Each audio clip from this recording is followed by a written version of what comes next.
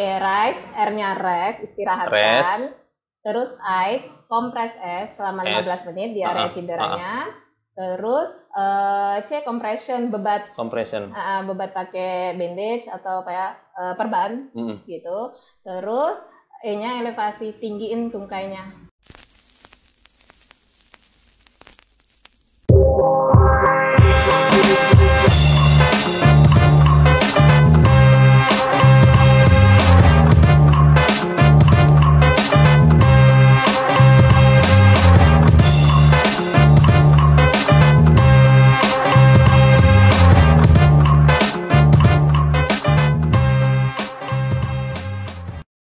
Jumpa kembali bersama kita Palembang Subkultur, channel YouTube kita. Jadi ini udah sore hari ini. Kita berada di sebuah tempat. Tempatnya mungkin kalian bisa lihat nih kanan kiri ini apa nih? Ada tulisan SEO Active ya. Benar nggak sebutannya? Ya, SEO Active. SEO Active ya. Nah, SEO Active ini kalau ini ada tulisannya nih, Sport and Health SEO Therapy. Pasti udah tahu nih kalau. Jadi sebelah kiri kita nih kita kenalin dulu nih. Kita di tempat ini pasti ada yang juraganya nih pasti. Apa kabar Mbak? Alhamdulillah baik. Oke. Nama ininya apa tuh? Ayu Rahmayana. Ayu Ramayana ya. Iya.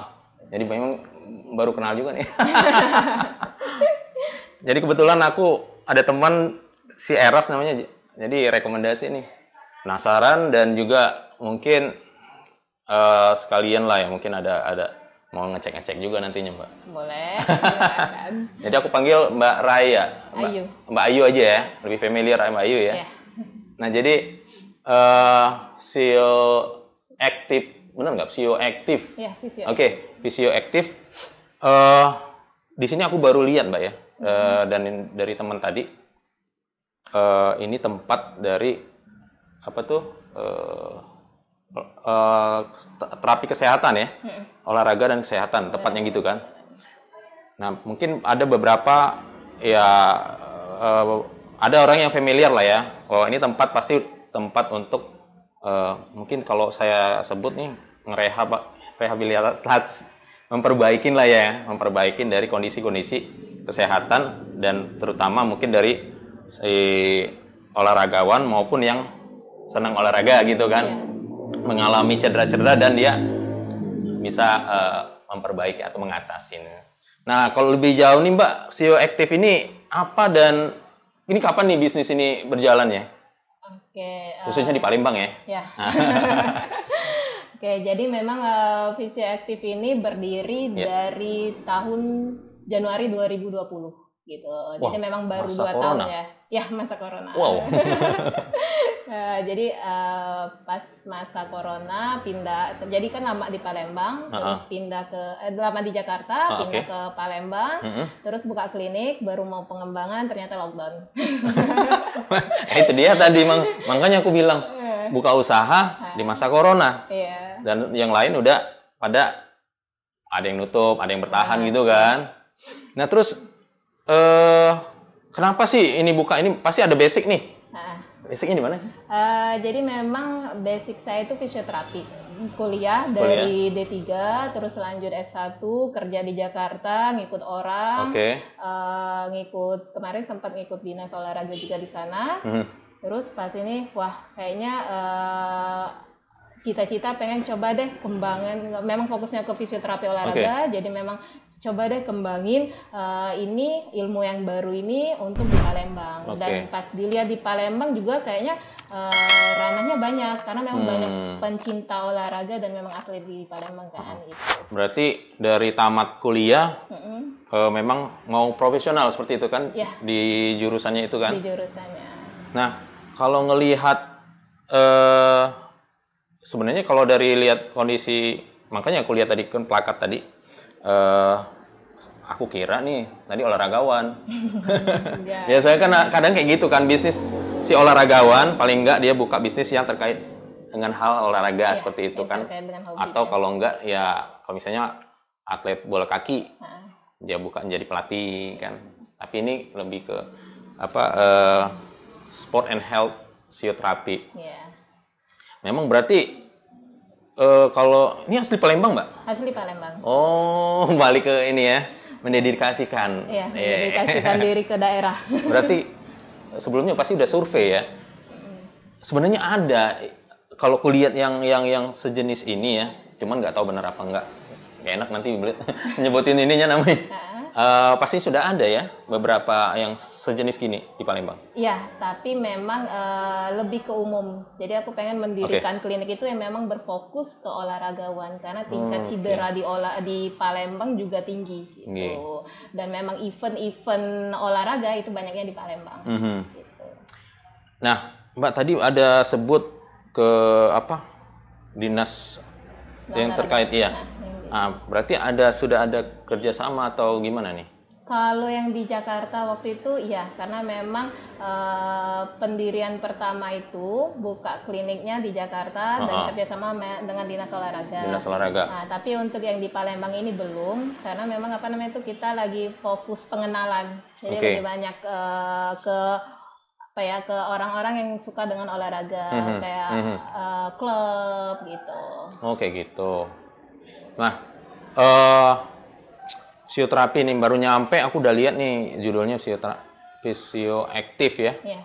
Berarti ada beberapa tempat nih ya, dibagi-bagi, mungkin 2 gedung ya? Dua gedung. Nah, kalau ngelihat dari bisnis di sini, Mbak, fasilitasnya apa aja sih? Oke, jadi memang kita di sini menyediakan ada ruangan khusus untuk pemeriksaan, terus ruangan khusus untuk intervensi, dan ruangan yang di sebelah yang di depan itu khusus untuk tempat-tempat gym, tempat-tempat latihan. Oh, latihan. Berarti ada 3 tempat ya? 3 tempat. Oh, kayak gitu. Nah, dari apa tadi? Yang pertama? Ruang pemeriksaan. Pemeriksaan, intervensi, dan ruang gym. Gym ya. Nah, aku ada beberapa artikel ya yang aku baca di sumber di Instagram ya, postingnya. Selain di Instagram pasti ada lagi ya. Nah, jadi ada masalah pelayanan fisioterapi dan itu ada pembagiannya. Ya. Benar ya? Ya, benar. Nah, kira-kira bisa jelasin nggak? Oke.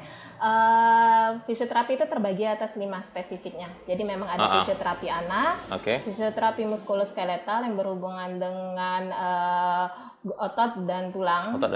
Terus fisioterapi neuromuskular itu yang berhubungan dengan saraf.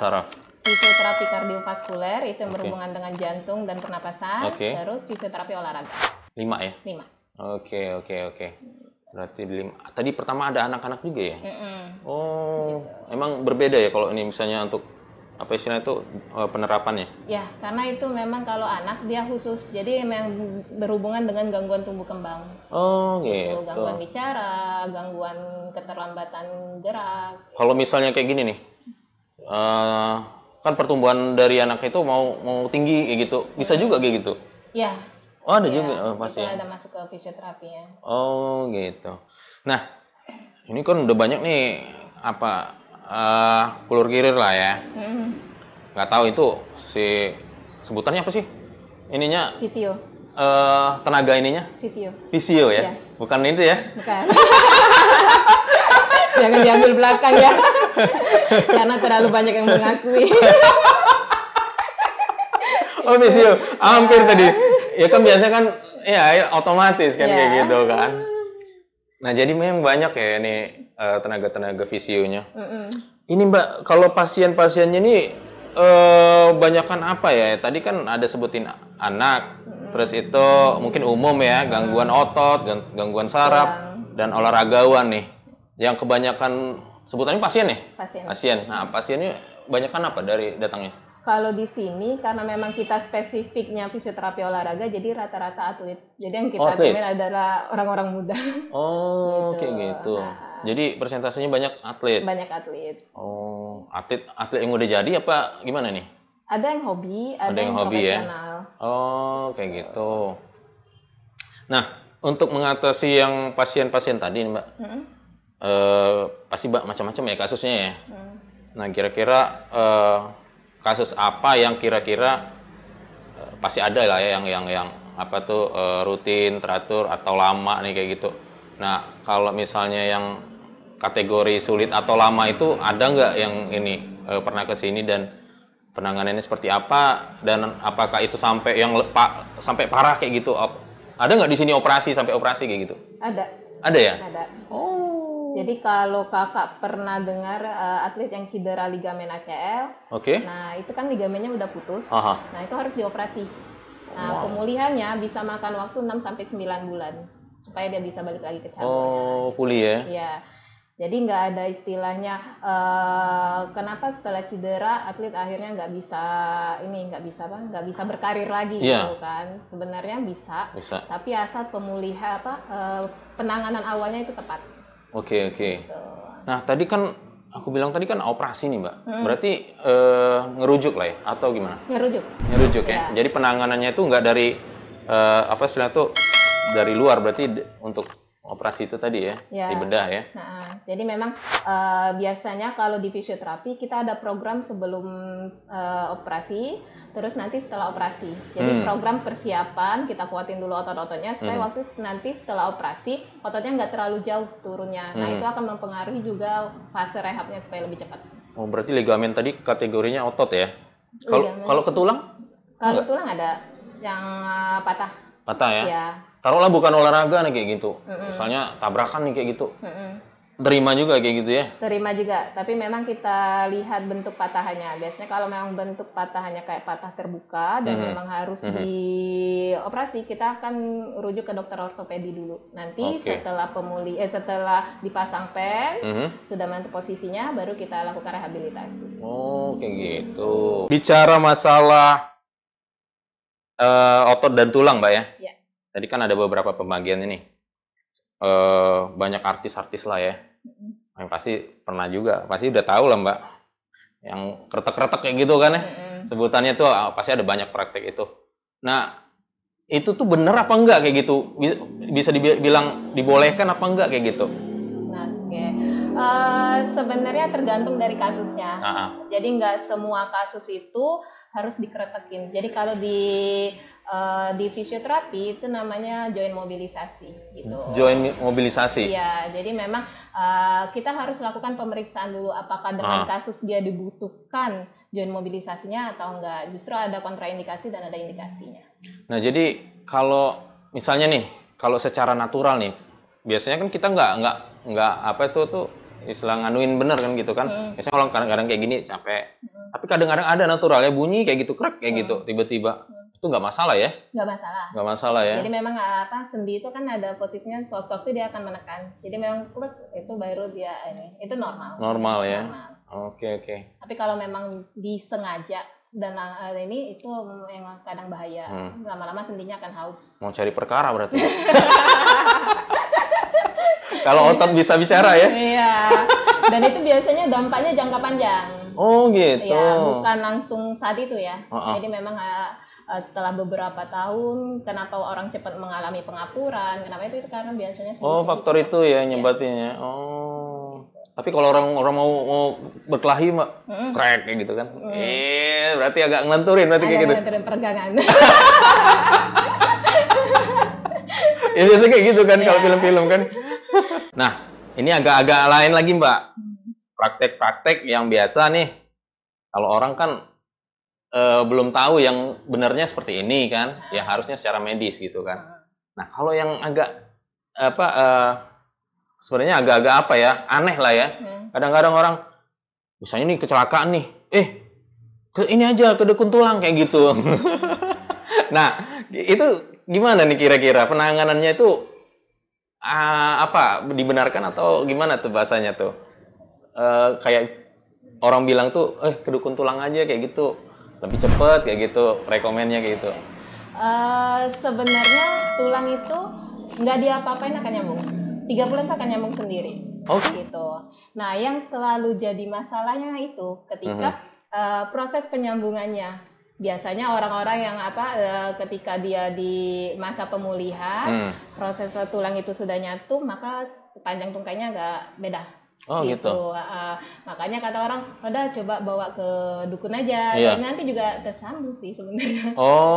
Berarti istilahnya bahwa di tubuh ini selain kekebalan tubuh di otot dan saraf nanti ada pengembalian secara ininya sendiri, ada fisiologisnya sendiri. Oh gitu. Tubuh itu akan akan memperbaiki dirinya sendiri. Gitu. Oke. Tapi agak lama ya kalau nggak di ini ya? Ya, agak lama. Dibantu dengan fisioterapi seperti itu. Ya, jadi kalau misal dia patah, di pen itu akan lebih aman, gitu, dari panjang tungkainya, terus dari struktur jaringan sekitarnya, jadi nggak rusak, gitu.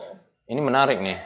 Tapi Mbak, kalau misalnya nih, kalau yang terkena hal itu usia-usia yang udah lanjut itu kira-kira masih nggak berfungsi yang secara natural tadi? Mungkin akan lebih lama. Oh, akan lebih lama ya? Ya, biasanya jangankan tulang ya, untuk struktur ototnya aja, struktur ini perbaikan jaringannya akan lebih lama gitu. Makanya memang lebih amannya sih dipasang pen dulu, baru dilakukan pemulihan. Oh, kayak gitu. Nah, cuman kalau ada kasus-kasus yang ini kan rata-rata kalau olahragawan aktif kan, yang mungkin nggak sengaja atau sengaja karena kita melakukan pergerakan yang mungkin ada salah ya penilaiannya ya. Nah, kalau misalnya ada jenis yang penyakit yang kategori saraf, apa tadi neuromuskular. Oke. Misalnya kayak Bell's palsy ataupun stroke. Nah, maksud saya itu. Nah, itu pernah kesini? Ada pasien kayak gitu? Ada pasiennya. Oh, gitu. Jadi memang gangguan-gangguan saraf ya. Iya. Ada. Oh, ada. Kira-kira penanganannya ada lah ya berarti ya?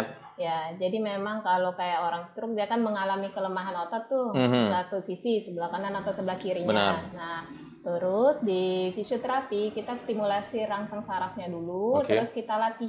Karena orang stroke itu kita kayak ngajarin mereka dari awal. Oh, ini cara duduk yang benar, ini cara berdiri. Makanya kalau dia nggak dilatih dengan baik, dibilang dia bisa jalan, cuman pola yang benarnya itu yang harus kita perbaiki. Oh, kayak gitu. Nah, semisalkan nih, ini masih kaitan yang tadi Mbak, stroke ya, banyak kan itu kan susah gerak nih, mau datang ke sini kayak gitu kan agak susah. Itu ada juga kita ngejar bola nggak kayak gitu, istilah itu panggilan. Datang ke rumah, ya itu. Tapi bukan istilah tadi Mbak ya. Visio panggilan. Ya itu istilahnya di kita home visit. Oh, home visit. Ya, home visit. Jadi memang kasus-kasus stroke yang udah tirabaring sama yang nggak bisa untuk datang ke klinik, kita akan kunjungi ke rumah. Oke. Ya, oke lah. Jadi tergantung dari berapa lama yang akan diterapiin ya biasanya ya. Nah, ini kita udah masalah sakit tadi ya. Jadi kalau bicara masalah olahraga nih, aktivitas jenis-jenis olahraga kan banyak Mbak. Olahraga darat, udara, bukan ABRI ini. 3. Bukan TNI. Nah, jadi maksudku gini, kadang kan kita lihat temen nih, misalnya taruhlah futsal nih kayak gitu kan, main kayak gitu, tiba-tiba cedera nih Mbak, kita nggak tahu nih. Biasa kan kalau sebelum melakukan olahraga ya pemanasan kan, stretching, bener nggak stretching? Berapa lama sih stretchingnya? Sebenarnya stretching itu tergantung dengan latihan intinya dia, berapa lama dia butuh. Gitu. Tapi memang minimal 10-15 menit awal. Oke gitu ya. Nah, maksudku gini, kalau misalnya kita nih lihat temen kayak gitu cedera, entah cedera, mungkin taruhlah kategorinya cedera otot lah ya. Nah, kira-kira apa sih yang bisa kita bantu nih kalau misalnya kadang kalau kecelakaan luka kan biasanya orang betadine kayak gitu. Nah, kalau ini gimana nih? Ingat aja RICE. Jadi RICE itu R-nya rest. Oh, RICE. R-I-C. Ya, rice. Beras. Oke. Ingat beras. Oke, RICE, R-nya rest, istirahatkan. Rest. Terus ice, kompres es selama 15 menit di area cederanya. Terus C compression, bebat pakai bandage atau perban gitu. Terus E-nya elevasi, tinggiin tungkainya lebih tinggi daripada jantung. Jadi supaya bengkakannya turun. Kayak gitu. Elevasi ya? Ya, elevasi. Baru tahu tuh. Jadi rise ya. Jadi tahap berarti angkut lah dia ya. Angkut, istirahatkan, jauhkan dari lapangan gitu. Baru kita lakukan kompres. Oke, itu diasingkan dulu berarti Mbak ya. Dulu. Kasian juga nih teman kayak gitu. Sebenarnya sih banyak yang mau ini Mbak. Nah, ini lihat-lihat dulu nih. Nah itu Mbak, itu kan timnas ya. Ya. Berarti yang tadi kaitan ke keterikatan kerja ya. Sampai sekarang masih? Enggak, mulai dari 2018 sampai 2020. Oh, 2020. Jadi pulang ke Palembang, stop. Oh, stop. 18 itu kan Asian Games. Ya, Asian Games. Sempat di Palembang kan? Oh, sempat di Palembang. Iya. Jadi menanganin semua olahraga atau gimana nih?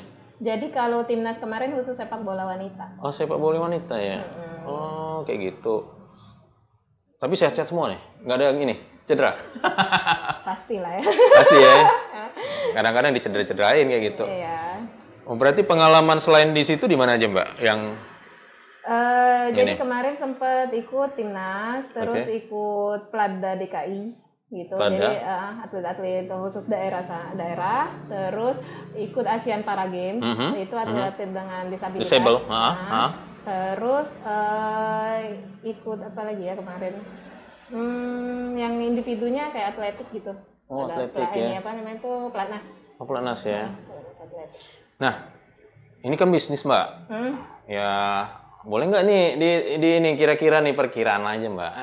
Nggak ada juga orang ini.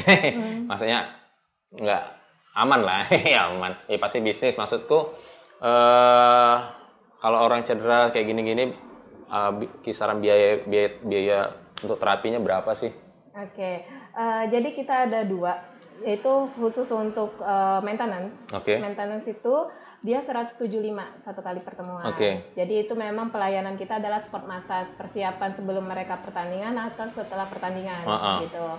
Nah, terus yang kedua untuk pengobatan. Jadi pengobatan itu tergantung dari jenis cederanya dan seberapa parah cederanya. Jadi memang ada sistem paket. Ya range-nya sekitar 175 sampai 1 jutaan sih. 1 jutaan ya, tergantung dari kasusnya tuh. Ya, tergantung dari kasusnya. Oh, berarti tadi apa? Maintenance ya? Ya, maintenance. Oke, gitu ya. Kalau untuk bisnisnya sendiri setiap hari? Setiap hari kita buka. Setiap hari dan termasuk tadi ya, kalau kasus khusus panggilan? Ya. Oh, kayak gitu. Tapi ada jamnya ya. Jam berapa tadi, Mbak? Operasionalnya bisnis? Operasionalnya Senin sampai Jumat dari jam 8 pagi sampai jam 8 malam. Hari Sabtu jam 8 sampai jam 4. Oke gitu? Iya. Oh, mantap juga nih. Nah, kalau ini nih, ini kok aku tanya terus nih. Bisa nggak Mbak share-share tips-tips dalam menjaga otot tulang atau saraf agar terjaga kayak gitu? Oke, yang pasti ketika kita mau olahraga persiapannya dulu. Oke, stretching, terus apa namanya itu stretchingnya ada stretching statis, ada stretching dinamis gitu. Terus jangan lupa cooling down tuh, kadang kita lupa kan cooling down, tetap stretching statis, stretching dinamis. Terus ketika kita dengan kayak latihan beban yang berat, intensitas yang tinggi, itu kita lakukan recovery. Recovery-nya bisa untuk sport massage tadi, terus bisa juga ice bath yang biasanya rendam di es. Gitu, terus bisa juga dengan renang. Gitu ya. Jadi itu salah satu untuk mencegah dan menjaga tubuh. Nah baru ketemu saya. Itu yang mau kutanyain tadi. Kadang-kadang orang bicara masalah terapi untuk yang di air hangat ataupun di es. Itu dibenarkan semua atau gimana? Tergantung dengan kondisi. Jadi kalau memang habis latihan intensitas tinggi atau dia habis cedera itu es. 1 kali 24 jam itu es. Nah, nanti misal dia kebutuhan dia hangat ketika dia sudah masuk kronik.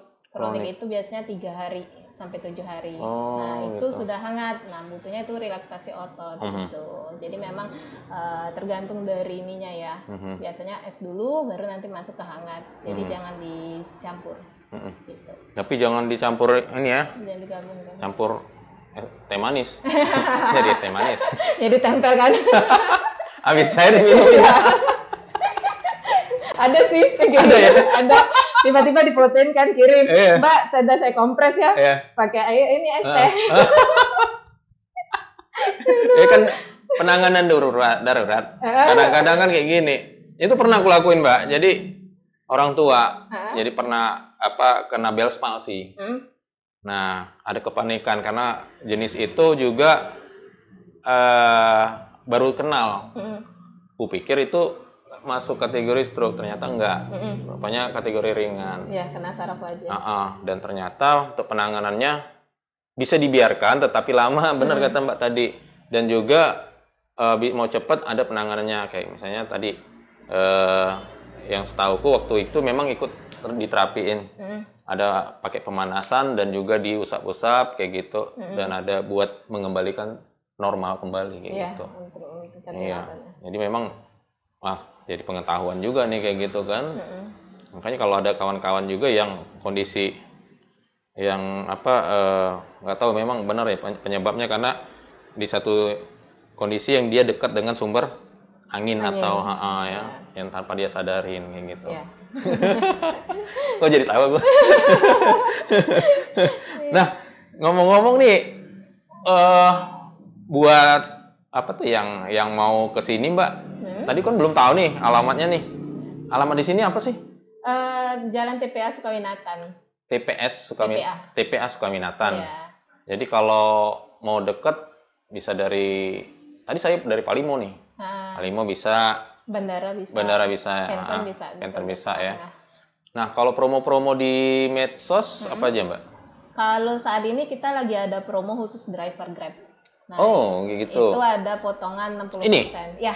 Nah. Jadi khusus driver ya. Oke. Itu salah satu sosialnya kita untuk mereka. Oke. Oh. Jadi dia harus terdaftar menjadi Grab, supir Grab. Iya, supir Grab. Mau itu motor atau mobil. Mobil ya. Jadi tadi kalau di medsos, di Instagram ya? Iya. Di selain itu Mbak? Biasanya kita akan promo di Instagram sih. Instagram ya. Gitu. Iya, jadi sering-sering kalian Instagramnya apa Mbak? Visioactive PLG. Visioactive PLG ya, tambah PLG aja Mbak ya. Iya, lanjut ya. PLG. Pokoknya kalian bisa ngelihat nih yang logo nih, kayak gitu, Visioactive PLG. Oke Mbak, sebenarnya banyak sih yang mau ditanyain. Iya, penasaran. Tapi lebih baik saya yang mau dicek nih. Boleh. biar sekalian ke sini biar ngetes juga. Terima kasih Mbak buat waktunya, dan buat kalian bisa datang ke sini kalau ada kasus-kasus masuk kategori yang dijelasin tadi. Terima kasih dan sampai jumpa kembali di channel kita. Oke, terima kasih. Kondisi pasien. Oke, yuk go.